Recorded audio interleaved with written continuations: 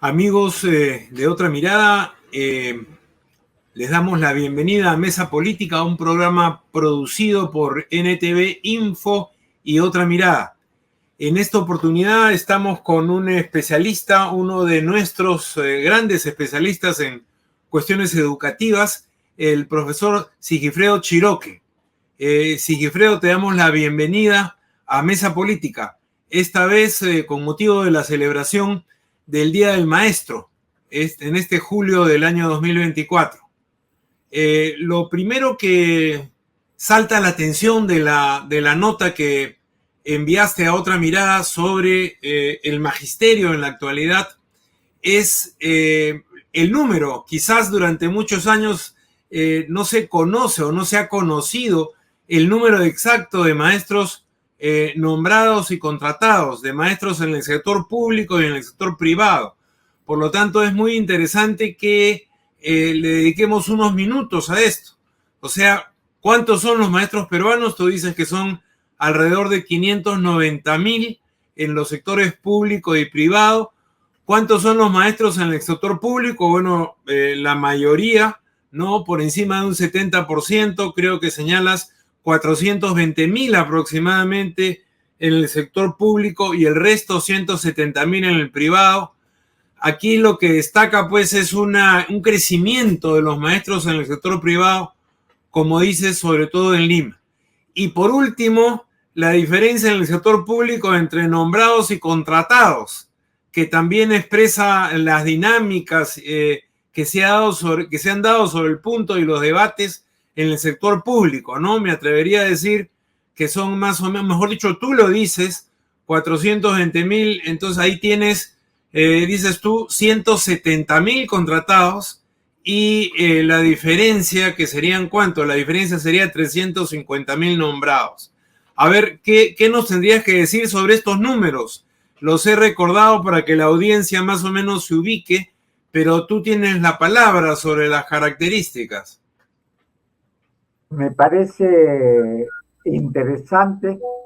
A comienzos del siglo pasado no pasaban de 2.300 los maestros en el sector público. Y ahora hay dos cifras diferentes. Una, la que tiene que ver con las plazas orgánicas, que son alrededor de 402,000 en el estado, ¿no? Y otra, los que están realmente trabajando, que son alrededor de 420,000. Me quedo con la última cifra porque la cifra de orgánica es peligrosa. Así ha venido trabajando por mucho tiempo y se ha ido radicalizando desde el 2000 el número de contratados. Eran de 6%. Una cosita, Cifredo, una cosita. ¿Qué significa plaza orgánica y qué significa plaza real? La plaza orgánica es la que tiene presupuesto.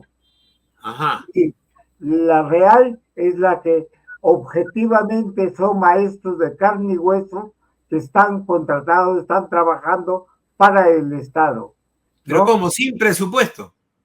Siempre con presupuesto de los orgánicos que no están cubiertos. Por ejemplo, ahora tenemos 402,000 plazas orgánicas, pero de esas solamente un 70% aproximadamente, redondeando, están cubiertas, están nombradas, y hay un 30% que no están cubiertas, y eso le permite al actual gobierno poder haber anunciado una evaluación de nombramiento para el presente año.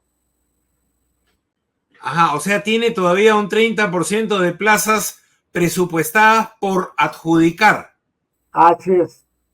Solamente que antes de Kuczynski no se venían haciendo esos ajustes, y más bien el número de contratados iba creciendo hasta cerca del 50% de maestros contratados.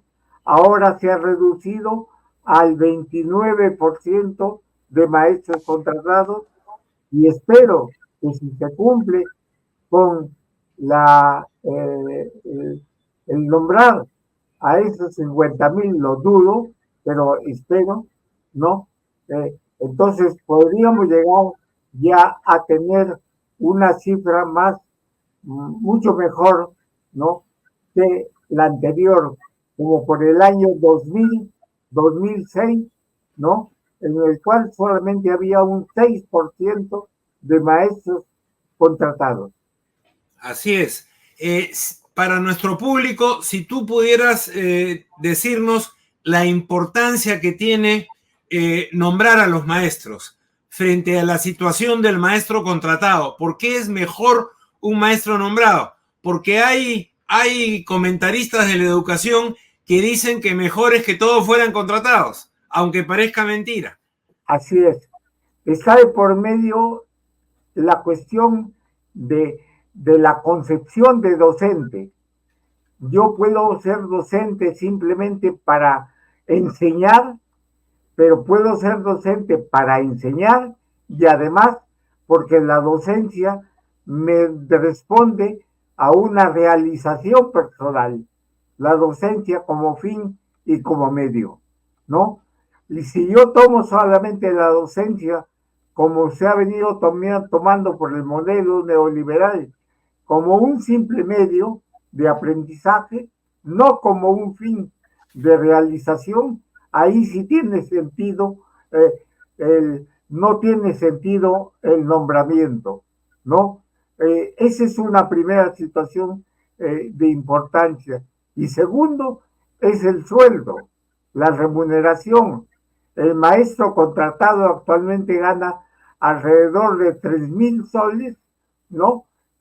Mientras que el nombrado está en una media de 3,400, toda vez que el nombramiento que acaba de ejecutarse, casi todos, cerca de la mitad, se han ido a la primera y segunda escala y apenas el 0,6% está en la última escala que no debería existir, que es la escala octava de la Ley de Carrera Pública Magisterial. Para entendernos, las escalas 1, 2, 3 son las de remuneración más baja, ¿no es cierto? Sí. Y las 7, 8 son las de remuneración más alta. Más o sea, alta. La mayor parte de los maestros está en las escalas inferiores y solo un pequeñísimo grupo está en las escalas más altas. Así es. En la primera escala tenemos ahora, a este mes de julio, tenemos alrededor de 109,000 maestros. Y en la segunda escala tenemos 61,000. Y si sumamos 61,000 más 110,000 para redondear, tenemos alrededor de 170,000 maestros de 287,000 que hay nombrados. Ajá, o sea, en las escalas más bajas. Una cosita, Silfredo, sobre el nombramiento, los exámenes de nombramiento. Esto se discute mucho en los medios de comunicación. ¿Qué nos puedes decir al respecto? Porque hubieron algunos cambios durante la gestión de, sobre todo el ministro Serna, el último ministro del gobierno de Castillo. Ahí tuvimos a un buen viceministro de gestión pedagógica, ¿no? Profesor de la Cantuta, que hizo algunos cambios en el examen. ¿Se llegaron a implementar estos cambios y qué cosa viene ahora en términos del examen de nombramiento de los maestros? Espero que continúe con el mismo criterio del profesor de la Cantuta. Espero que continúe. De esta manera, las 50,000 plazas que se han puesto en evaluación deberían ser exigencia para que reducir el número de contratados. El presidente Belaúnde tuvo como ministro de Educación a Cardó Franco y Andrés Cardó Franco señaló que no deberían haber más del 3% marginal de maestros contratados. Es importante señalar esto porque Kuczynski, economista, se dio cuenta que el maestro está en el último rincón de la patria. Y como está en el último rincón de la patria, lo poco que gana lo invierte en el pueblito o en el caserío donde vive, ¿no? O en el distrito donde vive. Y es una forma también de impacto en los sectores pobres del país, el salario del maestro. Es importante lo que señalas, ¿no? Porque entre el 2015 y el 2019, con la línea esa de ministros que inauguró Jaime Saavedra y que fueron 5 o 6 ministros después de él, hubo un criterio distinto. Se tomaba un examen y al final salían nombrados, creo que el 2 o el 3% de los que se presentaban, ¿no? Así es. Esta tendencia cambió con el ministro Serna y con su viceministro de Gestión Pedagógica, y ojalá que pueda continuar, porque afecta, como tú señalas, directamente la precariedad del trabajo magisterial, ¿no? Si se nombra menos, hay más contratados. Si se nombra más, se asientan los profesores nombrados, que es importante para el sistema educativo, ¿no? Además que el argumento que se da es falaz. Se dice que el nombramiento de maestros se hace para evaluar y para poder garantizar la calidad de la educación. Pero la calidad de la educación se está entendiendo simplemente como logro de rendimientos de aprendizaje. Y la calidad de la educación es calidad de rendimientos altos y superiores o satisfactorios, como dice el ministerio, ¿no? Pero también pertinencia. El ministerio evalúa solamente rendimientos, pero no evalúa la pertinencia. Yo puedo tener estudiantes 100% con un 100% de rendimiento alto, satisfactorio, pero con aprendizajes que no les sirven ni para su proyecto de vida, ni para el proyecto de vida del conjunto de la sociedad. Cifredo, pasando a un siguiente tema, tú dices que el maestro, si bien ha aumentado algo su poder adquisitivo en los últimos años respecto de las décadas anteriores, tiene un control mucho más férreo por parte del Ministerio de Educación. O sea, es un maestro ligeramente mejor pagado por las cifras que das en tus artículos y también en tu reciente libro. Sin embargo, es un maestro que está más controlado por el ministerio. Es decir, que no es dueño de su tiempo. ¿Qué significa esto? Significa mucho, y ese es todos los que trabajamos con maestros nos damos cuenta que ahora los maestros se dicen no tengo tiempo. ¿Por qué? Porque siguen las mismas tareas. A todos los maestros se les ha considerado 30 horas de trabajo, a todos, salvo a los directivos que tienen 40 horas de trabajo.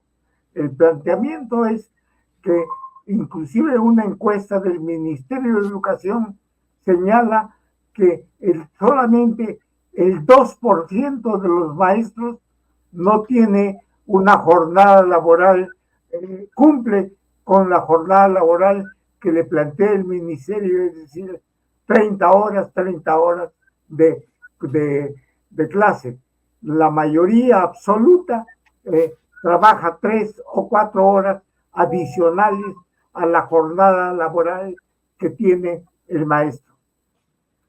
Entonces, por eso es que yo planteo de que sería bueno, como se planteó también en el PENAL 2021, que se le considerase a los maestros 40 horas de trabajo y solamente 30 horas de jornada laboral con los estudiantes para que ese 10 horas a semanal mensual pueda dedicarlas a la capacitación a la preparación de clases, a la evaluación, a la atención y tutoría a los padres de familia y otras tareas que tiene que cumplir el maestro fuera de la jornada laboral reconocida. Es decir, tú estás planteando que se le pague sus 8 horas de trabajo al maestro. A que se le pague las 8 horas de trabajo, por amor de Dios. Eso es 40 horas a la semana, o sea, al maestro 40 horas a la semana. se le está exigiendo... La conquista de las 8 horas que lo consiguió la clase obrera en la década del 20, por el año 20 del siglo pasado, ¿no? Un siglo después, todavía el maestro no lo consiguió. O sea, no se le paga las 8 horas de jornada laboral completa, porque eso sería 40 horas, sino nada más en un artilugio se le paga por 30 horas.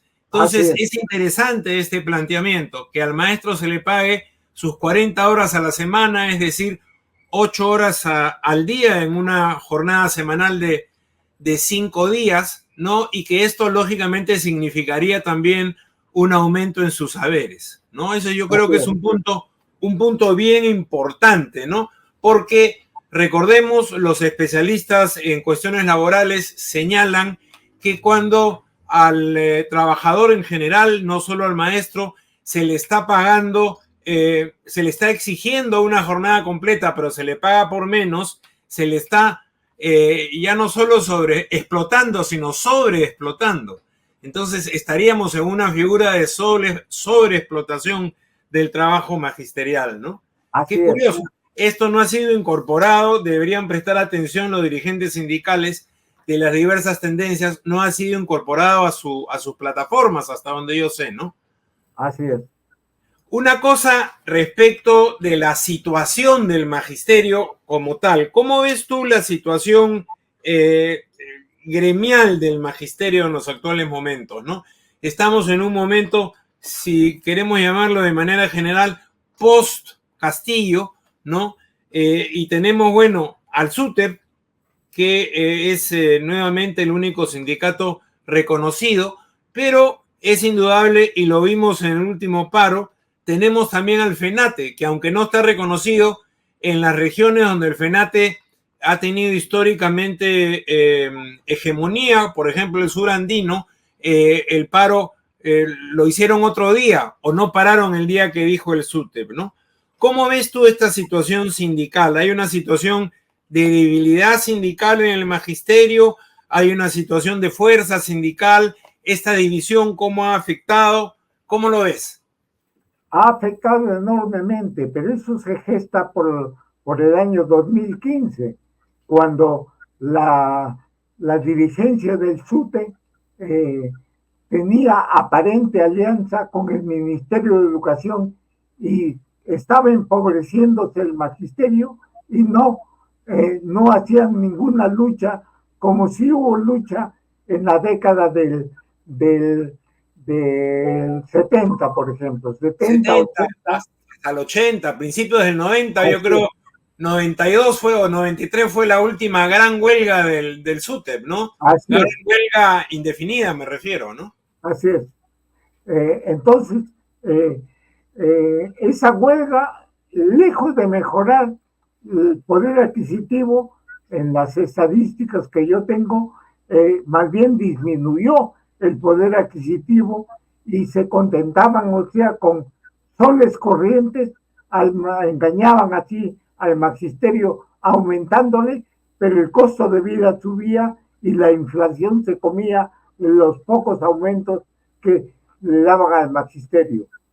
Posteriormente ha ido un mejoramiento a partir de Toledo, ¿no? Hubo un mejoramiento, pero se dio el mejoramiento mucho más acelerado con Kuczynski en el 2015.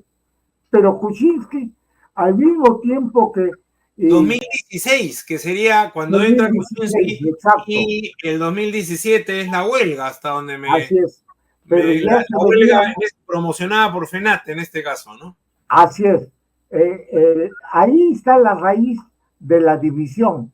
En la medida en que tenía una dirigencia del SUTEP en alianza aparente con el ministerio, con el gobierno. Entonces los llamados superregionales son los que incursionan y se levantan en la huelga del 2016 encabezado por Pedro Castillo. Y esto tiene repercusión no solamente, pero es un factor. Yo demuestro de que no es solamente la huelga magisterial lo que permite el mejoramiento de los saberes magisteriales, sino también la lucha magisterial, pero también la decisión política y también la situación del país, la situación económica del país. Esos tres factores confluyen y se da el incremento de haberes. Con Castillo, pero el impacto de la división de los superregionales del CEN del SUTEP nace así, y yo creo que tiene repercusión en las elecciones del 2021. ¿Por qué? Porque el pueblo no vota por conciencia de clase o conciencia progresista o conciencia clasista, como se le quiera llamar, sino que tiene un sentimiento de cambio que le garantiza un profesor rural, y por eso votan por Castillo. Entonces tiene un impacto también política esa división del magisterio que perdura hasta ahora y que tenía hasta hace por lo menos un año, tenía al SUTE con legalidad pero sin legitimidad, y a la FENATEP sin legalidad pero con legitimidad. Sin embargo, no se ha consolidado la FENATE como tal, ¿no? No ha tenido capacidad de consolidarse gremialmente, mientras que el SUTEP, quizás por su larga tradición organizativa, sí aparece más recompuesto como tal, ¿no? Así es. Entonces, los de la FENATEP, entonces no se han dado cuenta y se fueron todos al Congreso, y los dirigencias del SUTEP, del FENATEP, disculpa, ¿no? Fueron acusados como si fueran de sendero, ¿no? Y que toda la votación había sido de sendero por Castillo, ¿no? Como si más del 30% de la población peruana fuera de sendero, cuando eso ya es algo del pasado. Bien. Por último, quisiera también hacer mención a un libro que has publicado, ¿no? Pedagogías críticas, vida y buen vivir, ¿no? Que el Instituto de Pedagogía Popular te ha publicado últimamente. Es un libro más sobre tu faceta, creo, principal, que es tu faceta de pedagogo, ¿no? De pedagogo desde el movimiento popular, desde la educación popular en buena medida, ¿no? ¿Qué nos podrías decir para cerrar este intercambio, Sigifredo, sobre este libro que acabas de publicar y que por supuesto recomendamos su lectura a todos los interesados en el tema educativo y en el público en general? Mira, es un libro que parte de una concepción de que la aprendí del pueblo andino. Hablan del Ayin Munay, del Ayin Yachay, del Ayin Ruray, para llegar al Ayin Causay. Preguntándole a un sabio andino, Yatiri, de Puno, él me decía que primero tenía que querer respecto al Ayin Causay, a la finalidad que es el Ayin Causay, y después el Ayin Munay, viene el Ayin Yachay, el pensar bien, y el Ayin Ruray, el hacer bien las cosas, ¿no? El actuar bien. Pero el punto de partida es el sentimiento. Eso me parece muy importante, porque recupera, por ejemplo, en una clase cualquiera, el maestro, se comienza con el conflicto cognitivo dentro de una visión de capitalismo cognitivo y no de un humanismo andino, de un humanismo originario.